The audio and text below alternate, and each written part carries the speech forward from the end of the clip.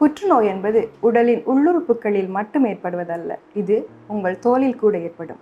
இதை நாங்கள் தோல் புற்றுநோய் என்று கூறுவோம். தோல் புற்றுநோய் ஏற்படும் கலங்களுக்கானவ அவை பல வகைப்படும். அவற்றில் மிகவும் 3 வகை முக்கியமானதாக கருதப்படுகிறது. முதலாவதாக பேசல் செல் கார்சினோமா எனப்படுவது. இது தோலில் அதிக சூரிய ஒளி படும் இடங்களில் ஏற்படும். உதாரணமாக முகம், கழுத்து போன்ற இடங்களில். முக்கியமாக இவை மெதுவாக வளர்வதால் நாங்கள் அவற்றை புறக்கணிக்கும் சாத்தியக்கூறு அதிகமாகும். இரண்டாவதாக ஸ்குவாமஸ் செல் கார்சினோமா எனப்படுவது. இது தோலில் சூரிய ஒளி படும் படாத எல்லா இடங்களிலும் ஏற்படக்கூடும். இது பேசல் செல் கார்சினோமாவை விட சற்று வேகமாக வளரக்கூடியது.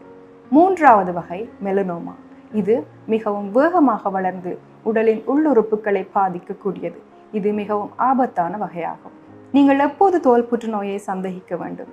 நீண்ட நாட்களாக ஆறாத வலியற்ற காயங்கள் உங்கள் தோலில் காணப்படும், அல்லது புதிதாக ஏற்படும் ஒரு கருப்பு மச்சங்கள், படலங்கள் ஏதாவது வளர்ந்து கொண்டு செல்லும் போது, படிப்படியாக பெரிதாகி கொண்டு செல்லும் தோலின் வளர்ச்சி, இவ்வாறு ஏதாவது காணப்படின் உடனடியாக அருகிலுள்ள தோல் நோய் மருத்துவ நிபுணரை அணுகி அவற்றை பரிசோதித்துக் கொள்ளுங்கள். உங்கள் தோலின் ஆரோக்கியம் உங்கள் கைகளில். அவற்றை பாதுகாத்துக் கொள்வதும் உங்கள் கைகளில்.